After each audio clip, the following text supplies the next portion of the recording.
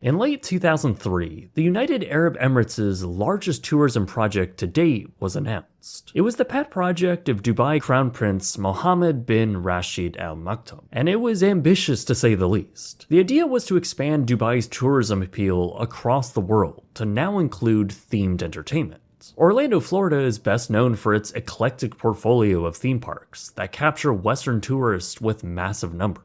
If Dubai wanted to build out their own entertainment capital with their own portfolio of world-class theme parks and entertainment facilities, it would only further strengthen their ultimate goal of Dubai becoming a world-class destination. So this new project would be called Dubailand, made up of over 45 mega projects and over 200 sub-projects, all building out a truly enormous 107 square miles, or around 68,000 acres. In addition to all of the entertainment offerings, there would also be a mix of commercial and residential, creating a truly vast community. All of this land was essentially stretching into the desert, well past the developed areas along the coastline, with Dubailand even wrapping around the Minhad airbase. But Dubailand was an essential part of the state's overall dreams of Dubai, and this was taken as a very serious project. In the years following the announcement, estimated construction costs would ultimately rise to around $65 billion to see it all through. Work was already underway though, signing deals with entertainment companies and setting up infrastructure. The project was being developed by Tatweer, a subsidiary of Dubai Holdings, a state-owned development company. Through the early 2000s, various press conferences were held, showing models of future projects slated for development to kick off the Dubailand project.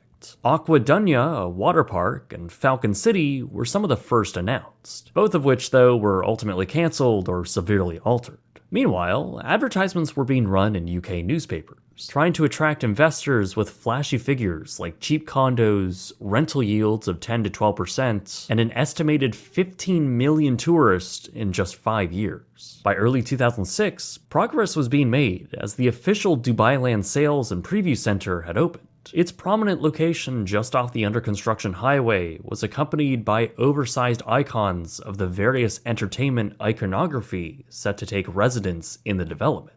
Along with a large themed arch, billboards were also put up along the newly constructed roads for the future developments. Within the new experience center, a massive model showing the vast scope of the development, along with a mock themed street with iconography and models of signed-on developers, gave the public and potential investors an idea of what it was all going to look like. And from this point, they were also signing on some big names.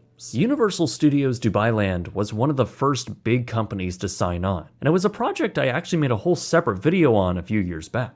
They announced the park in early 2007, and it paved the way for a flurry of other big names to sign on. Names like Tiger Woods, who had designed his very own golf course, resort, and residential community. DreamWorks Animation signed on for a 47-acre theme park, while Marvel Entertainment also joined the roster with their own theme park costing $1 billion alone. Paramount announced ambiguous plans for their own massive entertainment district. This was while Little Big Club and Legoland would deliver brand new experiences geared towards younger guests. Six Flags Dubailand would do the opposite, promising big thrills to an older crowd. Dubailand would also feature a massive shopping complex, an indoor ski resort, a botanical garden, a sports city, an F1 theme park, and a 600-foot tall Ferris wheel. These were just some of the notable ones, as a bunch of other communities and theme parks had also been announced and were being planned. All of these brand new developments would be divided up into separate zones, 6 different districts which would make up the overall development. Ultimately, the Dubailand project was as fleshed out as it had ever been, and with all of these big theme park names behind the project, its prospects of coming to fruition were looking less and less like a pipe dream. Tatweer stated that the mega project would be completed by 2025, with over 3 million visitors a year expected to visit the complex. Many of these signings and proposals were announced in 2008, and that's probably sounding pretty unfortunate, as that year was also the same year as the Great Recession. Initially, leadership at Dubailand had confidently asserted that the project was unaffected by the recession, and that many of the projects would indeed be ready by 2010. However, Dubai was hit incredibly hard by the global crisis. crisis, particularly in 2009. Developers who were working on mega projects across the country had their lines of credit frozen amidst fears of a rocky real estate market going into the future. The UAE saw a massive real estate crash, with many investors withdrawing their money. In fact, around 50% of real estate projects in Dubai had either been cancelled or put on hold. Dubailand and its $65 billion price tag was one of the largest active real estate projects, not just in Dubai, but in the whole world. But that world had changed, and the Dubailand project was forced to pump the brakes. Several projects had already broken ground, including the F1 park to accompany the already built racetrack, while Universal Studios Dubailand and the Tiger Woods Dubai complex both had just begun site preparations. Other projects, like the Dubai Sports City, were already halfway through vertical construction. All of these projects, as well as ones actively in development, had been stopped in their tracks. As Dubai's real estate problems grew worse, and the Dubailand project appearing like it would take a while to get back on track, it seemed that many investors and key American companies who were signed on as operators, they began losing interest. Immediately following the work stoppage in 2009, not much was announced on both the status of active projects and when developed plans would actually start construction. Dubai's real estate economy was in shambles, and it really seemed that all of Dubailand had been put on an indefinite hold. Years came and went, still with little development at the site. In fact, the only tangible evidence of future development at the site did nothing but reinforce the harsh realities of Dubailand. Many billboards surrounding the area had begun to weather with the color washed out from the sun. This was while development offices for some of the future parks, like the Marvel project, were left empty and derelict. While those projects sat on the back burner, one themed entertainment project did actually come to fruition. That being the Dubai Miracle Garden in 2013, built right across the street from the Dubailand Experience Center. It opened as one of the cheapest to build theme parks in the whole project. But while this opening may have signaled life for the project as a whole, the reality didn't really reflect that. By this point, the Dubai Wheel had been officially cancelled, while the large park signs along the side of the preview center had now been removed. So too were the development offices for Universal Studios, which by 2016 had officially been cancelled. The same went for the Six Flags park as well as the DreamWorks project. Both were officially scrapped. As the website went offline, the sales center went dormant and baked away in the hot desert sun. Tatweer, the original corporation leading the Dubailand project, had now been absorbed back into Dubai Holdings.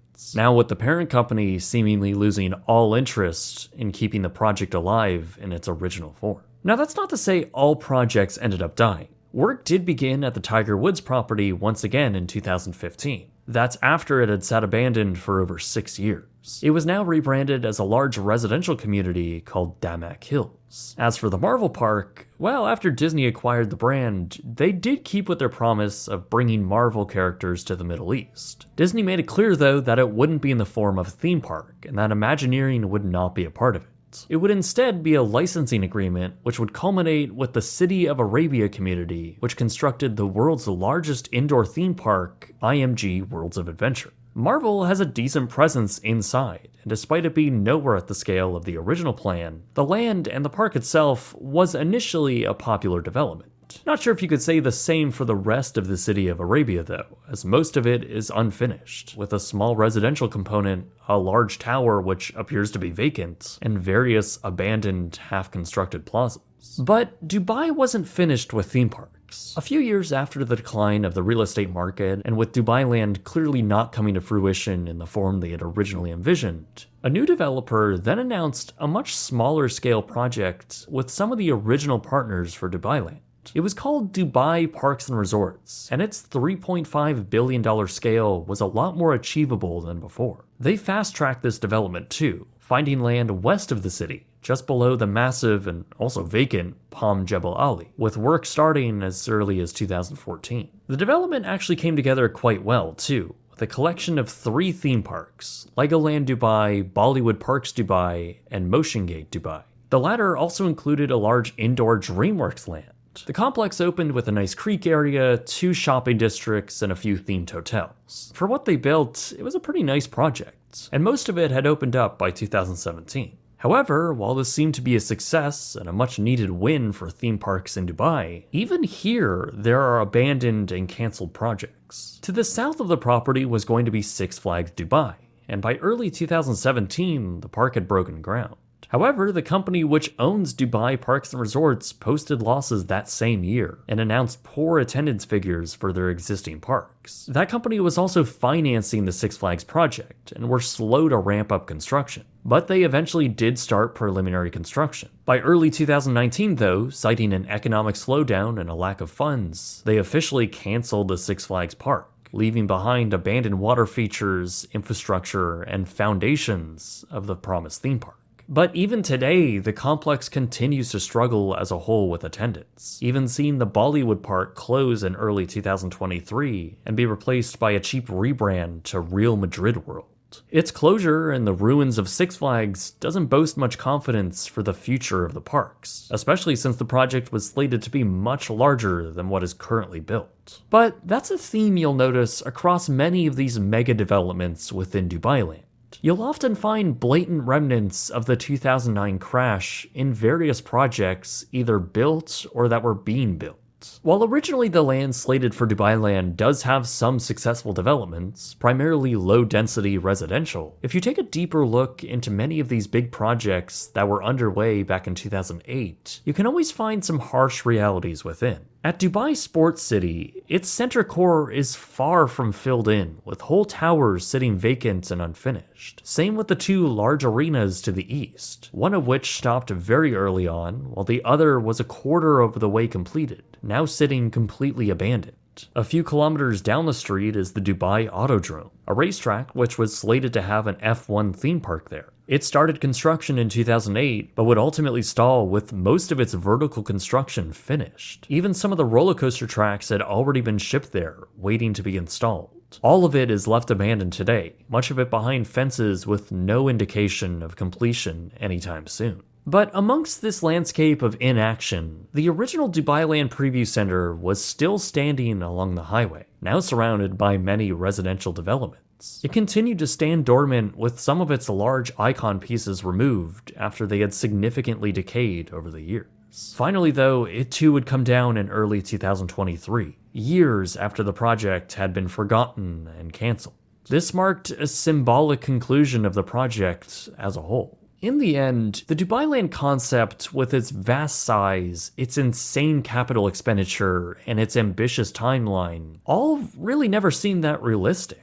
I mean, building 45 mega projects with another 200 smaller projects all across 107 square miles in the middle of the desert, many based around themed entertainment, seems honestly ludicrous when you look at it now. All of these theme park operators, all of this hype and money being injected into this project, all for something that I'm not even sure was sustainable from day one. There's a very real case that Dubai is currently not a city capable of supporting multiple theme parks. The one major park that did get across the finish line, IMG Worlds of Adventure, has had rocky attendance. And even the Dubai Parks and Resorts complex that did ultimately get built, well, they've been facing massive financial difficulties and poor attendance. And it's not even anywhere near what it had been originally planned as a full build-out. It's also currently in the middle of nowhere. And when other theme park operators like 20th Century Fox wanted to build a theme park here in 2015, they ultimately canceled their project, citing concerns that there was a saturated supply of theme parks in the area. And that's all just from 4 or 5 parks in Dubai right now. Imagine if Universal and all of these other operators saw their projects through, and Dubailand was built with its original scale intact. Maybe its failure then was a blessing in disguise. Regardless, the project burned a lot of time and money. Almost a sickening amount. Instead of millions of tourists visiting to see world-class theme parks, all that remains now is a bunch of suburban homes and a whole bunch of sand.